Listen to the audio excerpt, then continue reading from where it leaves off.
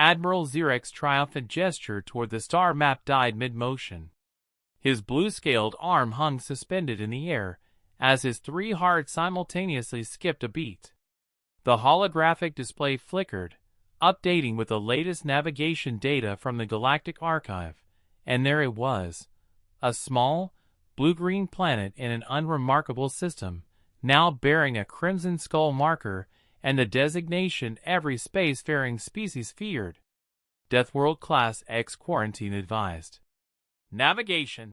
Zirek's voice came out as a whisper. Confirm that designation. His navigator, Yilth, checked and rechecked the data, her tentacles trembling. Confirmed, Admiral. Earth received Deathworld classification 40 cycles ago. Class X, the highest danger rating possible. The bridge fell silent. Everyone knew what Class X meant. Worlds where the survival rate for visitors was 0. Worlds that consumed fleets. Worlds that even the ancient devourers avoided. But our intelligence said they barely have nuclear technology.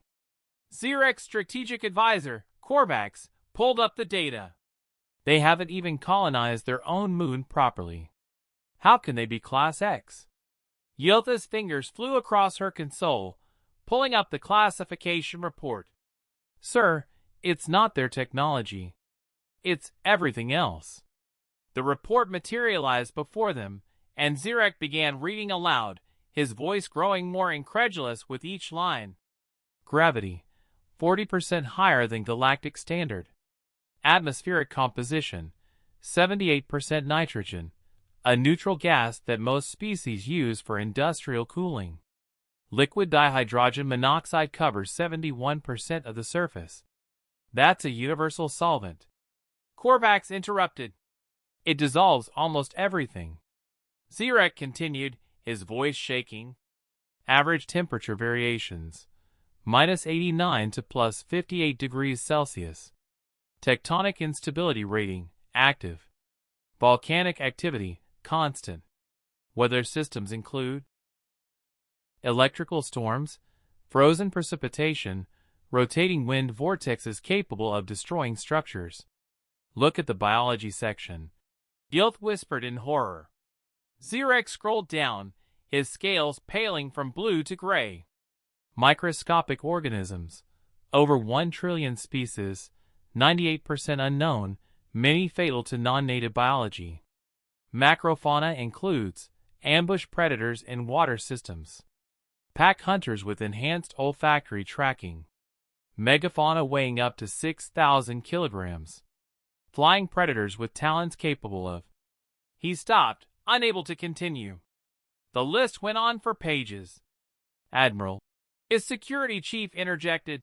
The humans must be incredibly advanced to survive such conditions. Perhaps they use environmental suits constantly. Underground cities? Yilth pulled up surveillance footage from a probe. Universal solvent, laughing as waves of it crashed over them. Adults climbed vertical rock faces for entertainment, suspended hundreds of meters above certain death, with only thin cords for safety. They do this for fun? Korvax's voice cracked. The footage continued. Humans deliberately entering metal containers and hurling themselves down frozen mountains. Humans jumping from functional aircraft with only fabric canopies to slow their descent. Humans swimming in water systems containing the creatures the report labeled as sharks. There! Zirek pointed at the screen. That human is injured. Look, red fluid leaking from its limb. Surely it will seek immediate medical attention. They watched as the human looked at the wound, applied a small adhesive strip to it, and continued playing something called football with increased aggression. They're not surviving their death world, Yilth said quietly. They're thriving in it. They've turned every lethal aspect into recreation. Zirek pulled up one final piece of data, an intercepted human communication about something called Australia.